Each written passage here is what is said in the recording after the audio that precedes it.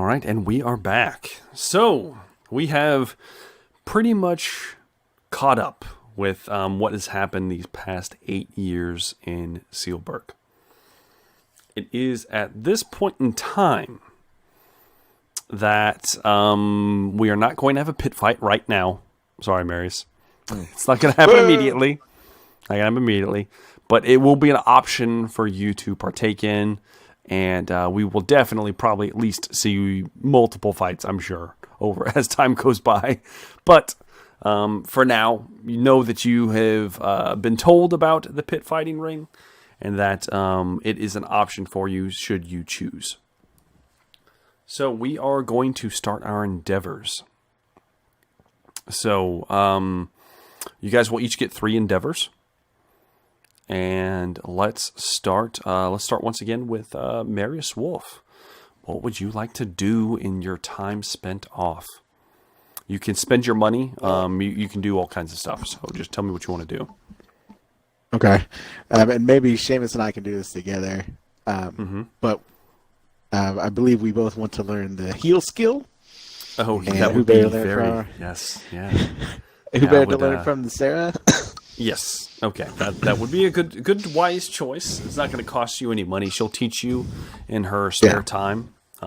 This will take like a month or so of you guys attempting to learn. So I need both of you guys to give me checks to see if you can learn said skill. I do believe heal is intelligence. Let me make sure though.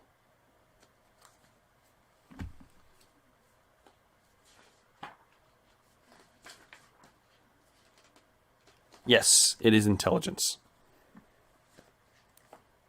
Okay. All right, so make me intelligence tests at -10 for the both of you. No! Ooh. Well, actually worked out. I got a 20 out of 26. Good. Okay, so Marius, you can put 1 point into heal. So you can perform heal checks now. Thank fucking God. Seamus, did you attempt as well? I did. He said it was a -10? It's at a -10. Alright, so out of -10, I got a 36 out of 31. Out of 31? Yes. Yep, that failed. That's 1 endeavor gone. Yeah. So if you attempt to do it again, it'll be just a regular flat roll if you attempt to do it again. Do you want to spend your second endeavor trying to get the heal skill, Seamus? Yeah, because my intelligence is high, so... Okay, so now it's just going to be a flat roll. I should be able to do it this time. Oh, yeah. I got a 40 out of 41. Okay, good. So you can put 1 point into heal for yourself.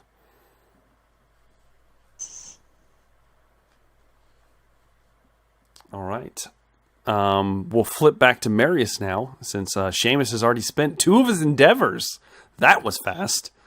So, Marius, what would you like to do for your second endeavor? I would like to learn the dodge skill from someone who is okay. So dodgy. We're going skill heavy. All right. Going skill heavy. This might cost you some money, just so you know. Who would you... Well, okay, we'll do it like this. Go ahead and give me a gossip check to see if you can find anybody to do it. All right.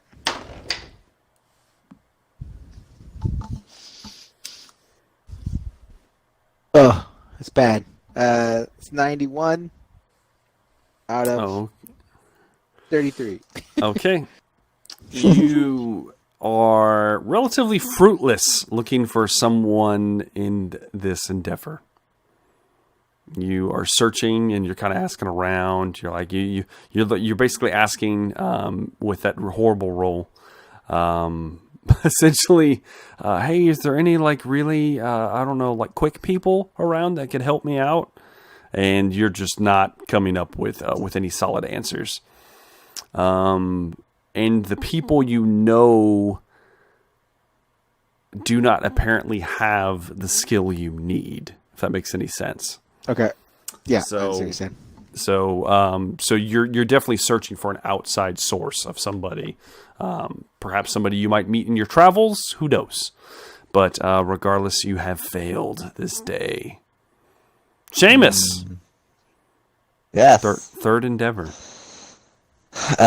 So I would like to do the stealth. Well, what do you mean? Like learn stealth. Okay, learn stealth. All right. Okay. Likewise, you're gonna have to make a check to see. Now, I will warn both of you. If you don't spend the money you've got off of your latest adventure, it will go away in just a moment. As soon as the endeavor is over, just so you know. Did we clarify how much money we got? Okay, I know that Marius for sure has 3 silver. I don't remember how much Seamus has. Did you not write it down? I did. I wrote down 2 silver. That sounds about right. 2 silver. But I don't know, since we were promised money from I always forget his name. From The guy Brandyfoot? that we did Brandyfoot. Yeah, I don't know if he gave us his silver piece as well. Yeah, you guys were promised a silver piece for a job 8 years ago that you never completed. So, no, you did not get paid. We came You did back not with get paid that silver more piece. You did not get paid that silver piece. I'm sorry. Damn it. Well, yeah, I want to spend this money. Okay. It takes an endeavor to spend it is what I'm getting at. Yeah. Yeah.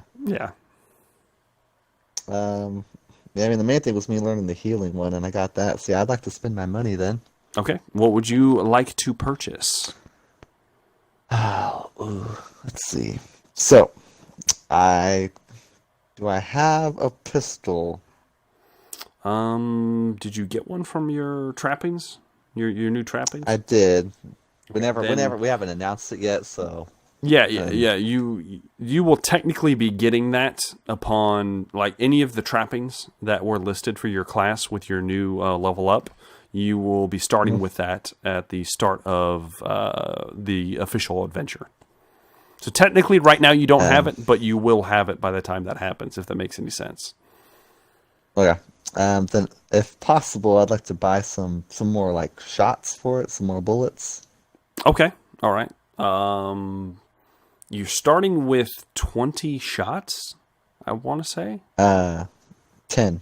10. Okay, 10. So you need 10 more? Mm-hmm. Or do you want to buy more than that? How much do you want to buy? 20 should be good. Unless I can buy more. I don't know. I forgot how much they cost. Okay. I remember we were talking about it previously. Yeah, it depends on what type of ammunition you want to use.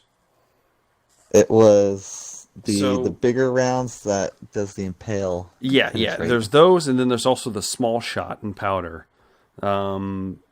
Essentially, what we're looking at here is, well, first off, where are you going to buy it from? I'm Who would assuming you I'm going to shop go at? to, I think Everhart. Everhart's the weaponsmith. The weapon and armor smith. Yeah, if you talk to him, he basically makes like swords and pole arms, and then like armor pieces. He doesn't deal in black powder. Can I roll for gossip? See if there's anybody Sure, around that does. go ahead and roll for gossip.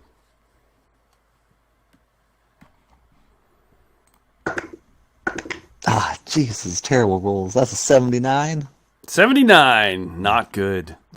I will allow you at this point in time to talk to Mr. Gould about getting some black powder if you'd like.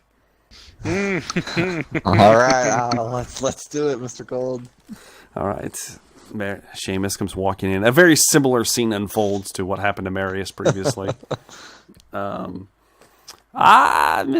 McGreedy, come to Mr. Gould. I have it all, as you can see. What by chance brings you to my shop this day? Hi, Mr. Gould. Your shop looks pretty nice here. It looks like you got some money coming in. I'm looking for some black powder ammunition, per se. Black powder? Your friend has not come back, has he? What friend? Are you talking about Marius? No, the old chap fool. is dead. The fool with the hound. He stole my previous supplies. I haven't seen that man in quite some time. Don't know if I believe you. I haven't. But I like you, Well, regardless, you can for some reason. I feel like we have much in common. Maybe we do, Mr. Gould. Maybe we do. Black powder, you say? And he snaps his fingers, and one of the attendants... Yes, Mr. Gould? You! Fetch me the powder. But powder, sir? Black powder, you fool! Black! And you see him kind of scamper off and go towards one of the shelving units and begin kind of fumbling around. It's not here, sir. And then he looks over at Oro, and Oro looks at the man, reaches down and grabs him by the skull, and lifts him off the ground. And then just looks at Mr. Gould, and Mr. Gould kind of nods his head, and Oro walks to the front door, opens the door, and then throws the man by his head out, and you hear him thump against the wall of a nearby building outside. And then he closes the door and dusts his hands off and begins eating the bucket of rats once again. And my apologies, Mr. Greedy. Help is so hard to come by these days. Would you know that your man Marius came by not too long ago looking for possible work himself? But I digress. Powder, you say? Let me look myself. No one can be relied on but oneself, of course. He begins rummaging around, and eventually he pulls up a pouch of black powder and shot. Puts it on the table. Very, very fine craftsmanship. It took me many long dealings and months to come into possession such fine powder. Can you see how the grains just cascade across the counter here, with the wood as if they were lighter than they should be? It's due to the very fine nature. This is from the Far East, you see, from the far eastern land of dragons. And he kind of is doing like these mystical movements with it. Can I make a check on him? See if I Sure, believe make me an intuition roll. Oh no! Ooh, that is a 40 out of 41. 40 out of 41, just barely a success. Let's see what Mr. Oh yeah, you don't get a very good read on Mr. Gould. He looks. I mean, you don't necessarily believe anything he says. But, you can't tell if he's lying or not. You don't know. You don't know.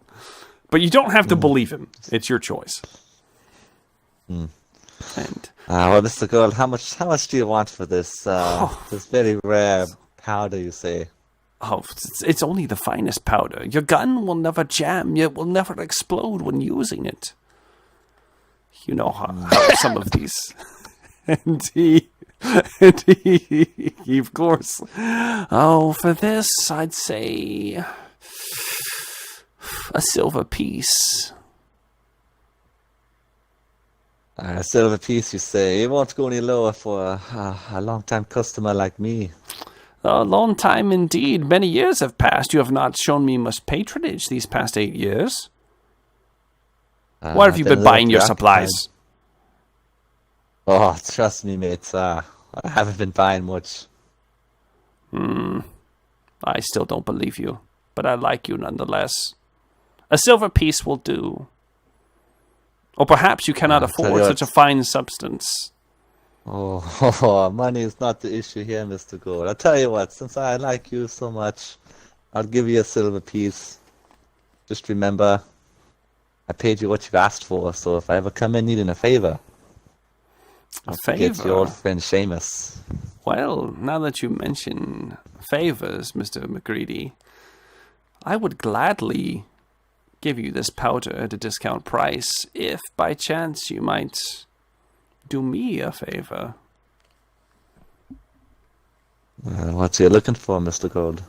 Well, not so much looking for something as certain things may be passed on the road that perhaps should not be seen by investigative people. Perhaps someone could turn a blind eye to certain wagons coming into town. I think I get what you're saying there, Mr. Gould. I'll see what I can do. For now, take the powder as a down payment. Should you show me favor, I shall show you the same. All right, Mr. Gould. It's been nice, pleasure doing business with you. Yep. And he pushes the powder that is definitely not going to blow your gun up to you.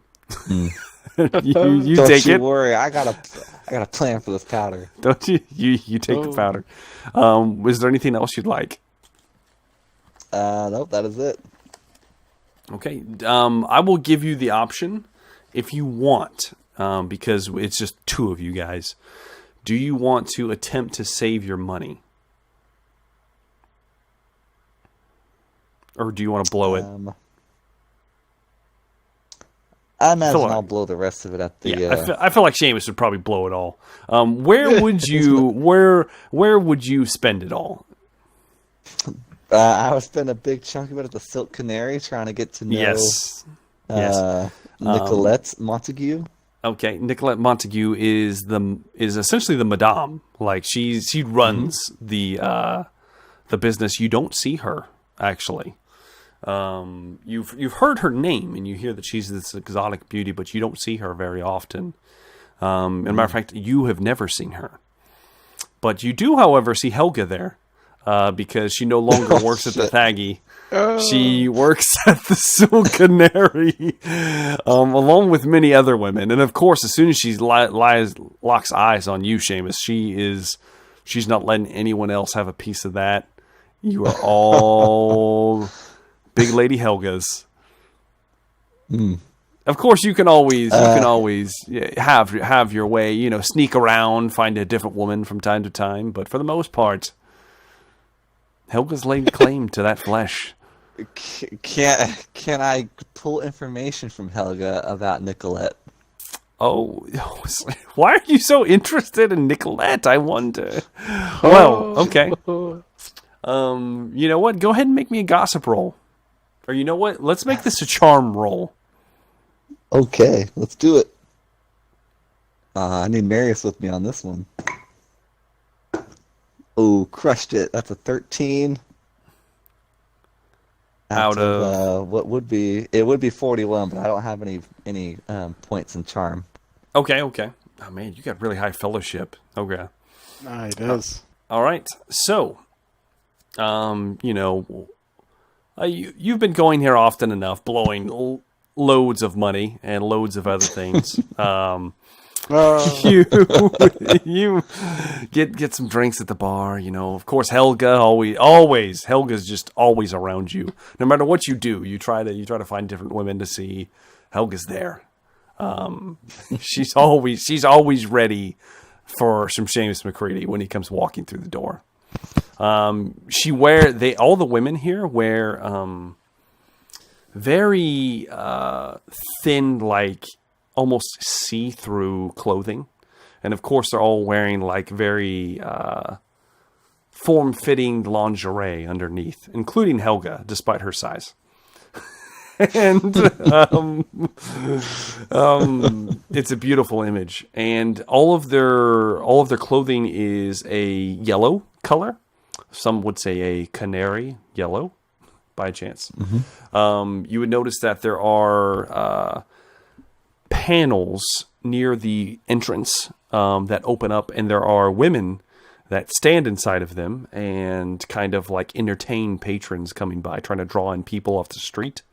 But this is closed off during the day because of the fanaticism of the Sigmarite cult that is in Sealburg that would not allow such filth to be displayed, at least during their own watchful hours. But there is that. There is a rather large bar. It's like 2 or 3 times the size of Thordoom's bar.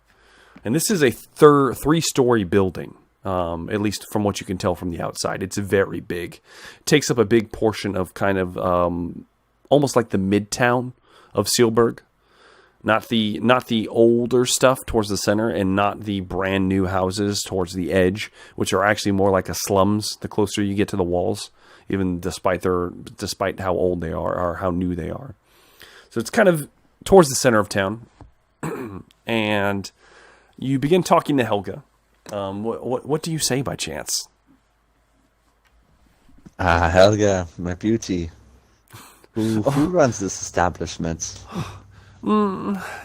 You're so kind, Seamus. You treat me so well.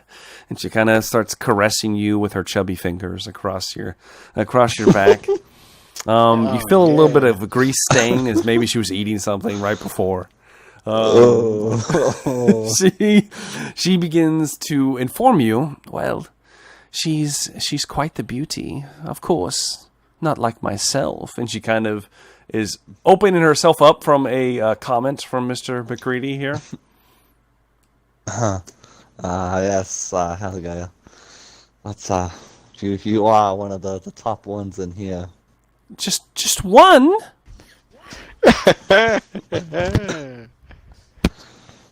What other harlots is better than me? I don't know. I've never tried any of the other ones. You damn right you haven't. And she gives you a playful slap across the face. Not hard.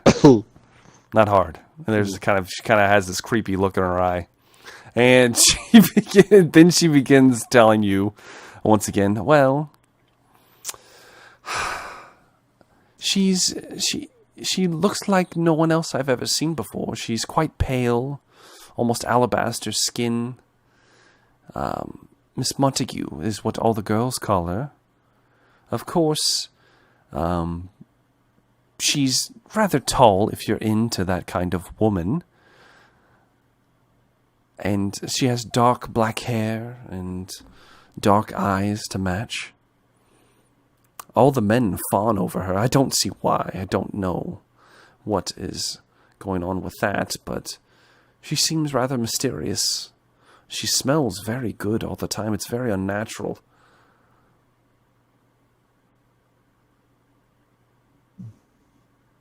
That's pretty much what you get out of her about Miss Montague. And it's at this point she just kind of, but you don't need to hear about her, Seamus. You only need to hear about what I'm going to do to you in the near future. And she grabs you by the collar and begins dragging you upstairs. Helga, I got to go. I'm sorry. No. I will not take no for an answer. And she begins forcefully pulling you up the stairs. Helga, I've got no more money. Please. I can't pay you today. No money? And she's going to make an intuition test. I need you to make a deception test, Seamus. Oh, let's see. Deception. What's deception? Is it going to be intuition as well? It's going to be essentially a charm test. Okay. I got a 5. Well, how many success levels is that for you? Let's see. 3 levels. Okay. I have 4 levels of success over here, so... Seamus, she locks eyes with you. You wouldn't lie to me, would you, Seamus? And she gets this kind of tone in her voice. And she glances down at your hip, and it's at this moment, Seamus, that you realize that some of your coin are jingling together in your pouch. No. It's obvious that she sees the coin rattling. What would you like to do? I'd like to try to slip out of her grip and run away. Okay, make me an athletics test, an opposed athletics test against hers. Oh shit! That's gonna be tough. Let's see what you got. Ooh, I got a 20 out of what's athletics, agility, 27. It's not gonna matter, Seamus. I got a critical success over Damn here. it. So Helga. You go to move, and she's strong.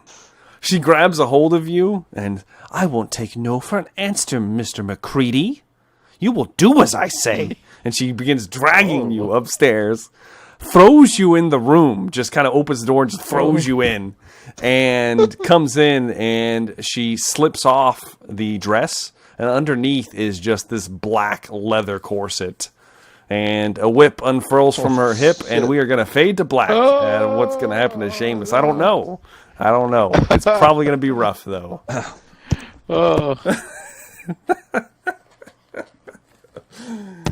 Oh, all right. That went well. So, with that, Marius, would you like to spend your funds at this point? Yes. Is there any other proprietor of... Well, actually, let me talk to... Let's see his name. Herbert Sax. Mr. Sax. Okay, what do you need to find out from Mr. Sax? Does he have any accelerant that I can use for my fire bombs? Okay, so that's what you're interested in. So, you come to Herbert Sax's kind of engineering workshop that he has. It's near the mine. You get pointed in the right direction. He's well known mostly because occasionally there's odd explosions in town, and it's usually coming from his laboratory. It's not the cannons being tested. There are just suddenly minor earthquakes and odd things that happen around his abode. For this reason, the nearby buildings are scorched as if fire has broken out several times. And it looks like the former patrons of these buildings have moved their businesses elsewhere. And he's kind of on a street by himself, a vacant street with just him right there, which he doesn't appear to even realize what's going on half the time. He's very absent-minded. You approach. The door is, of course, it's always unlocked. Doesn't matter what time of day you stop by. He's always inside tinkering. Almost like the man never sleeps. He's a strange man. You walk through the door, and immediately you hear the tick-tock of a clock made out of cogs on the wall. Me and you would know what that is. That would be like magic to Marius Wolf, that it's just keeping time on the wall. It's like, oh, what the hell is that, There's all kinds of lenses and glasses and telescopes, and there are firearms and things disassembled, just laying around. There's pieces of handguns, and there's an odd cannonball laying in the floor. It's just a mess of a workshop / laboratory. You can see there are schematics drawn on the wall, and you can read, so you can see that there are lots of notes taken in Reichspiel, and lots of math being done, and just engineering stuff, essentially. So you find Mr. Sax. He has a large, not a monocle, but almost like a jeweler's glass on one eye, and he appears to be working on something. Mm-hmm. And he hears your footsteps as you enter through the door, and kind of peps up and turns around. He's a very thin man, but very tall. He's about 6 feet tall, very thin. He has blue eyes and a blondish hue to his hair, almost like in between like a sandy brown, I guess would be the color. It is unkept and just kind of all over the place. And he's got these strange hat on that has this very massive feather sticking out of the top of it. And, of course, he has like an assortment of just baubles all over his person hanging from him. It almost reminds you of the Rat Man you saw during the exchange in the previous session out in the rain. The ones that were shifty and had the bags full of something. So you see some similarities, which is a little concerning. But he's obviously, I mean, he's not a mutant. I mean, come on. It's at that moment there's like a hiss from behind you, and you like instinctively like look around, and there's like this small steam contraption, almost like a toy that is walking on its own, and it looks like sorcery. Looks like the devil's work.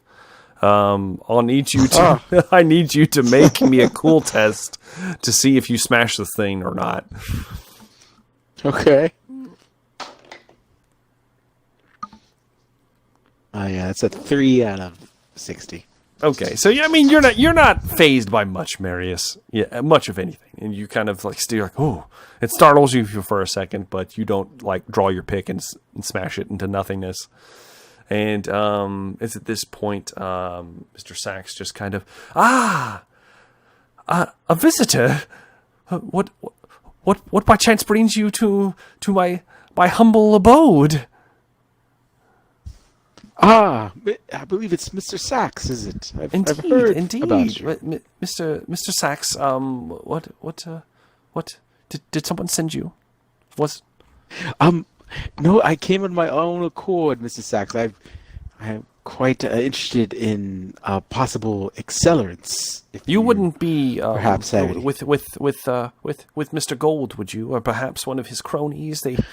I rather don't like him. He's very scary.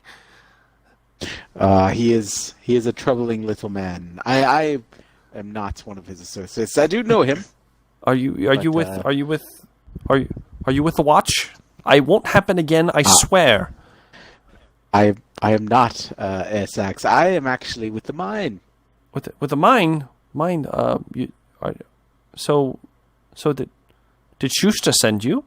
Schuster? No. No, that's not his name. I've come on my own accord.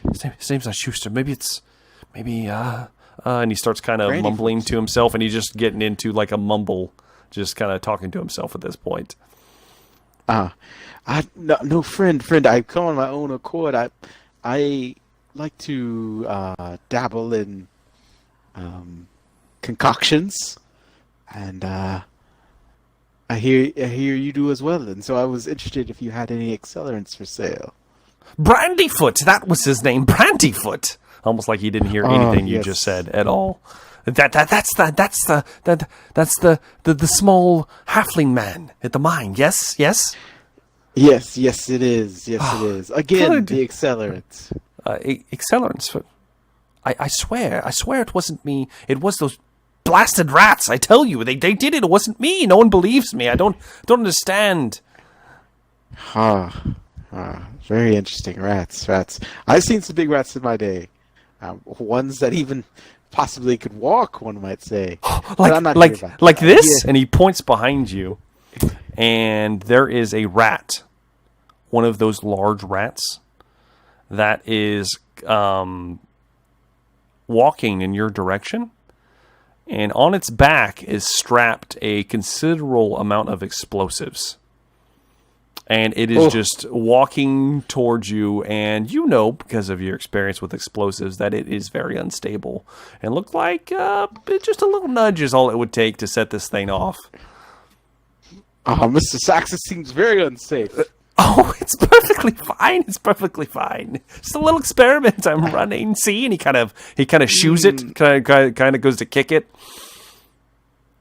Don't kick it, please. Mr. Sax. And the rat kind of and then scampers off away. But it still has a bomb attached to it. Scampers off, and then it slips out the front door. He's like, oh dear. Oh gosh. Oh dear. Oh dear indeed, Mr. Sax. You can't just strap explosives to Let's just keep a living this between creature. us. You said you needed accelerant. I could facilitate such a need. How much would it cost? Accelerant. What are you using it for? Are you a man of the colleges? And he kind of looks you over. I'm not. I'm afraid I don't. They say I'm not good with people, but you do not appear to be intelligent. So I don't foresee you as being a man of learning. So I don't understand the obsession with accelerants. I know it's. I am not a learned man, but I do know a few tricks. I've been around the mines. And I see. And he just kind of rolls his eyes. I see, and he kind of looks away. I'm sorry, but I would like those accelerants. Accelerants. But what would you use them for? I would use them to make a firebomb, to kill things. For murder? Not murder. I mean, I guess if you consider killing beastmen. Of course not. Any good son of the Empire does not consider them. Of course. Yes, Come this way. I'm sure I've got a few things around here, though not as more primitive in use, but not as advanced as these marvels, these beauties, the glories of black powder. I'm afraid I am not quite skilled enough to tinker in those endeavors. Tinker, you do. Tinker? No, not so much. Well, I guess I can't hold that against you, I suppose. And he'll turn his back, and he walks over to like a large, almost like a cabinet, like an armoire almost, but it's like made of metal. And he puts in a combination. He doesn't hide it from you. He's like I said, he's not very good with people. You recognize there's like a dial set into this thing, and I'm just gonna say, because I don't have it on like it written in my notes, but you know it. You will know the combination if you ever need to get into it. Okay. So he puts in this combination, and you hear a click, and the door opens, and he reaches inside, and he produces a large jug, big jug. It's a glass jug, and there is some kind of like brownish liquid inside of it. Do I know what it is? Make me an explosives roll. Right. The trade explosives. Trade skill. Okay. That's a 9 out of 42. Okay, 9 out of 42. So you recognize it as you've seen, though you're not completely familiar with what it is, but you kind of know of something similar. And you recognize it as recently there's been a lot of use of black powder weapons for some reason. You gather probably because of the College of Engineering that's been established. And you recognize that there is a kind of oil that are used to maintain the weapons. This is something similar, though not gun oil, but it is a type of oil. You can tell that for sure. It's not, you can tell just from the appearance and probably the smell that it's not lamp oil, but it's something adjacent that probably, if he's giving it to you and he has it locked away in this cabinet, is extremely flammable. Ooh. Well, this How much for this jug? Yes. How much? I don't understand. You wish to purchase this? Would you give it to me? I mean, if you would give it to me, I would gladly take it off your hands. Well, I can't give it all to you. I mean, I can give you some. But if you want to buy it, I mean, sure, by all means.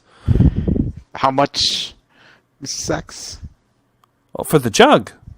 Oh, just, Yes, Mr. Sax. 2-3 gold pieces. Not much. Ooh, yes. Not much indeed. How about a, how about 4 vials full? 4 bottles full. A Small vial? bottles. Yes. 2 silver.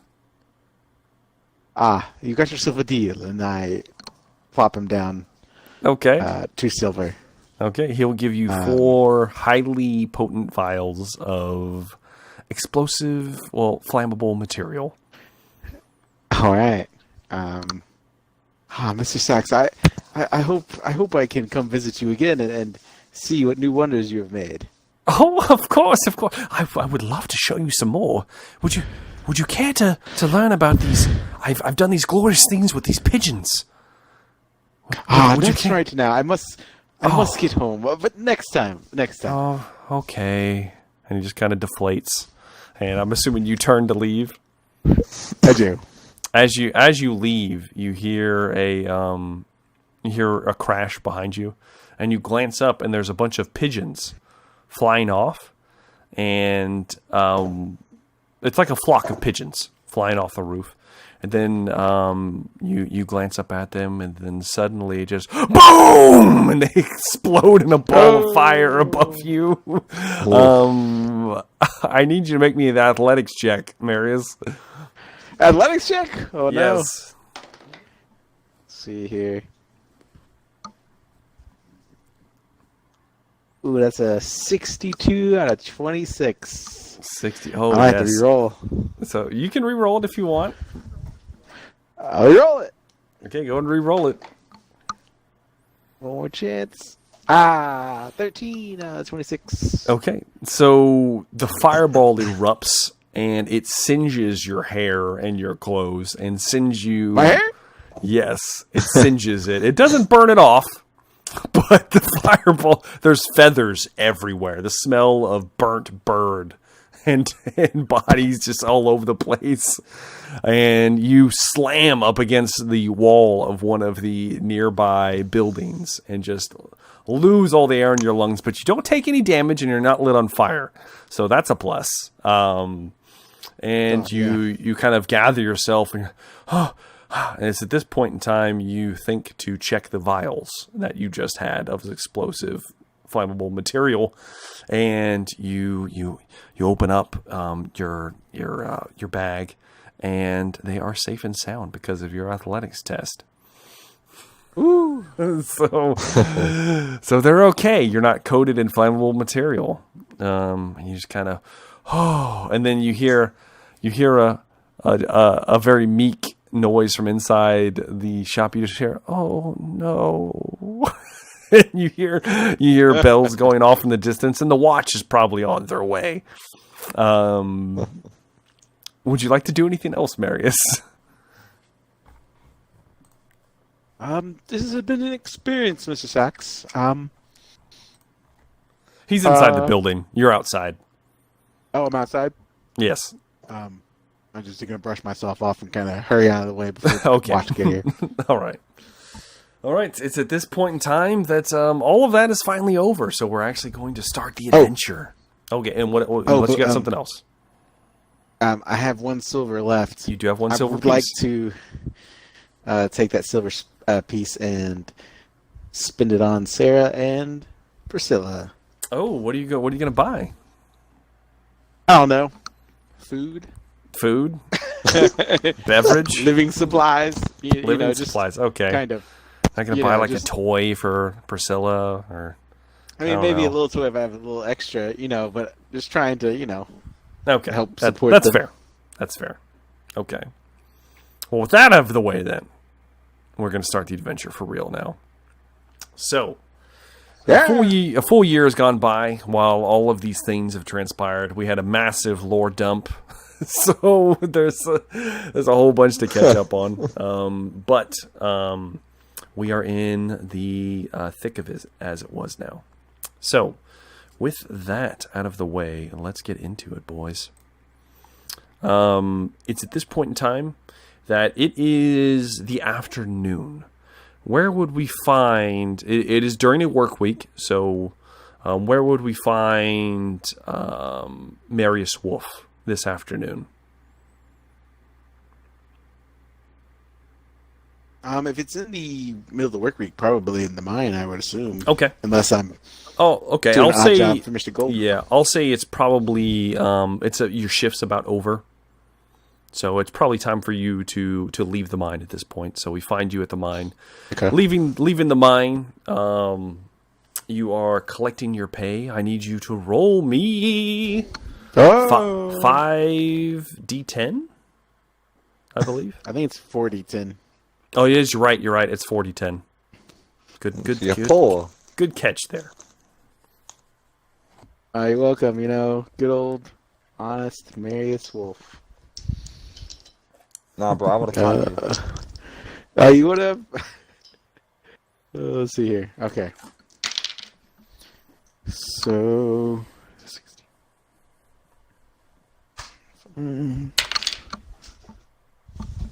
35 brass. 35 brass. Awesome. So you collect you that's how much you collect. That's how much you have on you right now. Mr. Brandyfoot gives you your brass. Have a good day, Mr. Marius. Be safe. Thank you. Thank you, Mr. Brandyfoot. Say hello to Sarah for me and the little one. Tell Thordum I'll be by for a pint. Of course. And then he'll see to the next person in line behind you as you leave the mine. What do you do? Are you heading home? What are you doing? Yeah, probably heading to the Thaggy, my kind of home, I guess. All right, so you're returning to the Thaggy from a hard day's work in the mine. I need you to make me a perception test, sir. Okay. Ooh. That is a 91 out of 40. Oh, you want to re-roll that, or you want to leave it? Yeah, I'm going to re-roll it. Okay. 13 out of 40. Out of 40. Let me do the math. Yeah. 23, 33. Okay, so 2 levels of success. All right. Yeah. You're casually strolling. You've got your pick on you. You have most of your adventuring gear, minus probably a few things that you wouldn't have on you. Like, for instance, you probably wouldn't have a full pack in the mine, but I'm going to say you probably have something equivalent of like almost like a locker room where you could kind of swap your gear out, get your stuff ready to go home. Yeah. So you begin heading home, and you notice just something out of the corner of your eye up on one of the buildings. You just see like a flicker of movement, like on top of the building. It's very strange. The lights are dimming and it's becoming dark at this point, so it might have just been a shifting of the light. Not that concerning, but you do notice it nonetheless. And you're walking home. And it's at this point that you notice that there is a puddle, several puddles of water on the street, because it apparently might have been raining while you were in the mine previously.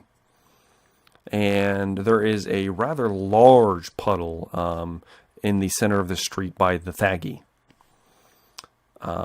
It's at this point you're walking, don't think anything of it, and you take a step, and as your foot hits the water, it falls through, and you fall forward into the puddle, and suddenly you're not in a puddle anymore. Suddenly you fall into a circular room. Oh.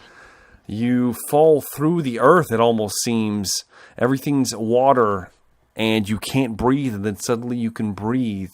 And the room you're in is identical to the circular chamber in the mountain that you traveled through from Napone. You're sitting there, you're looking around wide-eyed. The Liber Premonitions, the demon book, is open upon the pedestal, and the unbroken symbols are glowing around it. The tall figure with the antlers is stepping towards the portal It is open, and he passes through. There are several men that you see around him. They are, in fact, man-sized, wearing those robes that you saw before, black robes with some kind of yellow symbol on them. You can't quite make it out. Almost like this place is shifting back and forth as if it was under water, though you're breathing somehow. Would you like to do anything? I can't tell who's under these hoods. You can't. You can make me a perception test, an attempt, if that's what you'd like to do. Okay. Yeah. That's a 16 out of 40. Okay. So you can definitely see that these are people. It's obvious that these are men. You don't get the idea that they're female. They're obviously men. And you see from one of them, because their kind of hands are clasped together and they're intoning some kind of ritual, that you can't hear anything. And one of them, their hand kind of slips out from under the robe, and you see that the tips of the fingers are claws. And then you get the idea that this is definitely some kind of mutant. But then some of the robe shifts that's obscuring its face, and while you don't recognize the man, you can tell that it's a normal man. It's very odd. Perhaps only his hand is mutated. But nonetheless, you get the idea that many of these people bear the marks of the dark gods. They bear the marks of mutation somewhere on their bodies. But you don't see as much, even with that many success levels, other than that. You do, however, because you didn't do anything else, you see the man with the antlers freeze in place as he begins to step through the portal. And he glances back,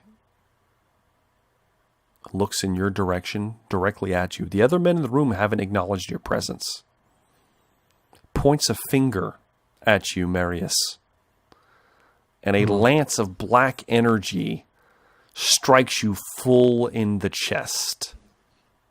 Need you to make me an endurance test. Okay. Oh no! I have to re-roll. I rolled a 99. Yes. Oh, critical fail. I would have loved that. This is my last one. I'm doing it. It's meant to be. It's meant to be. That's a 5 out of Damn it. 60. Okay, that's a lot. Okay, so it hits you full in the chest and passes through you. And you feel just ice grip your heart. And you feel like it's about to stop. Like you might have just almost died. And suddenly, like you almost lose consciousness. Your eyes dim. And when they widen, you're standing on the street again of Sealburg. Clutching at your chest. And you stumble a few steps, and though you have not gained any corruption, damn it, you have gained a point of exhaustion from this, what just happened to you, and you stumble, and you are body checked by a couple people passing by. Watch where you're going, you oaf! Apologies. And they kind of just sneer at you and keep walking. It's at this point. Go ahead. Okay. I was gonna frantically grab for my book in my pack. Okay, you keep it in your pack. I would probably say that I wouldn't feel safe just leaving it. That's fine. In a baggie. So you desperately begin looking through your pack. Yes. Go ahead and make me perception test. A lot of perception tests. Ooh, Well, actually, this one would be this one would be intuition. Excuse me.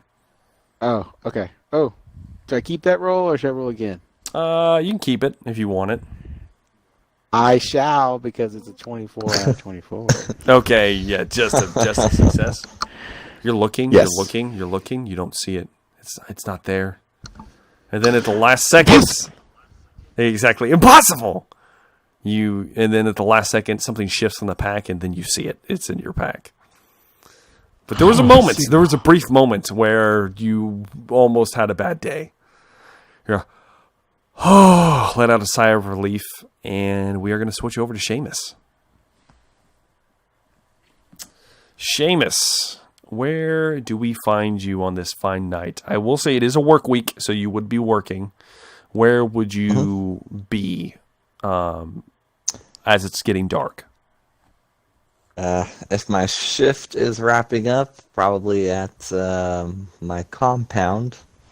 Okay, are you going to the compound, or are you going to town? I think it would be probably spend more time with Velkin in the compound at my house. Okay, all right. So you're returning from patrol, and some interesting things happened while you were on patrol. But you're returning from patrol. You have 2 people with you, 2 men specifically. You know them very well. You've spent a lot of time with these men. They are, of course, garbed and riding horses, just like you yourself. You, of course, are mounted upon Rachel. And the one kind of leading the 2 of you is a lumbering oaf with part of his face missing. His name is Bertrand. He is wearing the attire of a road warden. He has layers of like thick leather, and of course he has a crossbow slung across his back, and like a grisly-looking, like archaic club at his hip that you've seen him use to great effect at times. Your other companion is a weasel of a man who goes by Giggles. And he is quietly, he's kind of just chuckling to himself. You barely hear him speak. He always is chuckling to himself. And he appears to be nursing his shoulder, where you recently removed a bolt from his shoulder from a skirmish with one of Three Fingers' brigands. You're returning with a collection of heads for identification, as the men have come to know you as the headsman, Seamus, due to the trophies you choose to keep. There is a collection of skulls that you have mounted on your horse's harness, and of course some that, if you so choose, could be placed in ways on your armor and on your attire to mark your prowess as one of the individuals. If you so choose. Forsaken! That sounds cool. Okay. I'll keep that in mind. Of course, if you want it to happen, it could be part of the narrative. But regardless, you are known as that because of the cold efficiency you have displayed dispatching your enemies. I will note that you have not shifted in front of these men before with the sword. You've killed with it, but they've never seen you shift into whatever it is that happens to you. So just keep that in mind. You, as well, not only do you have a collection of a few heads, but you also have a man tied to the back of your horse being dragged behind you. Not very, he's not even standing at this point. His legs gave out like a mile back, and he's just been dragging behind your horse, just kind of moaning to himself. It's at this point that Bertrand kind of looks back at you. Oi, boss! Yeah, Bertrand, what do you want? Me's and Giggles here can take our friend back to camp for questioning if you need to wet your whistle, if you know what I mean. I was hoping you'd say something like that. Yeah, go ahead and take him. Make sure he gets to Velkin, and I'll make my way into town. Of course, boss, of course. Hey, you know that pretty girl you're always talking to? Which one? I talked to lots of pretty girls. Hey, you got to be more specific, mate. the beautiful one at the Silken Canary. Oh, you're talking about Helga. That's the lass, Helga. Helga's her name. Yeah, you fancy that one, eh? Oh, well, she's a right looker, I say. And Giggles is just kind of, Amazing Giggles here might have a good time with her tonight. If you would choose, sir, we wouldn't want to step on your toes, but... No stepping on the toes. It'll give me a nice night off. You boys go ahead and go. Oh, I appreciate you, sir. We'll deliver him right promptly. And come on, Giggles. And they start, and he Giggles unceremoniously kind of drags the the rope you have him tethered, unhooks it, and then hooks him to his horse, and they start trotting off towards the compound. And I'm assuming you're going to be making your way into town at this point. Yes. Okay. Before they get out of view of you, you hear again, "Oi, boss!"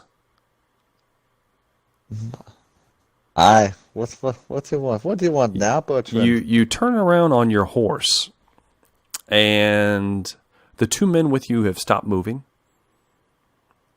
and they begin shifting back and forth on their horses, and they're not making any sound. It's very unusual. The air gets a little bit darker, and you are kind of quizzically looking at them, and very, very subtly, their clothes begin taking on a different shape, and within moments, you are looking at two figures garbed in long black robes. What are you doing? They are riding the horses. You call out to Bertrand. Bertrand, Gigs. And the figures shift in your direction, and you see skeletal faces underneath the dark robes. And that's where we're going to end tonight's episode of Rise of the Forsaken. Oh. So, yeah. Get a little mystery there at the end. I like it. They're Dementors. Dementors, damn it! I didn't know Harry Potter was invading Sealburg. It's going to be great. So, well, boys, hope you enjoyed the session. I know I did. There was a massive just lore dump, so I apologize. But you guys were gone for 8 years, so a lot happened. Yeah. It needed to be done. It needed to be done, and I figured if we RP'd that, it would take weeks for us to get caught up. So I figured we just knock it out, and then we can actually get into whatever we're getting into here. So, favorite moments from the cast and crew? You got anything, Marius? It's a tie between Seamus ignoring his mother's death. It's horrible. Wanting to go see his belongings. Yes. Or it was Seamus being forced to copulate with Helga. Helga, indeed. That was one of my favorite moments. It's got to be my favorite moment of the campaign thus far, actually. I'm going to be honest with you. It was pretty good. I thoroughly enjoyed that. So, what about you, Seamus? I enjoy every interaction between Marius and Mr. Gould. Oh, yes. I'm waiting for the moment that Marius snaps, takes his time of corruption, and just murders Mr. Gould. Indeed. Oh, it could I better prepare for it.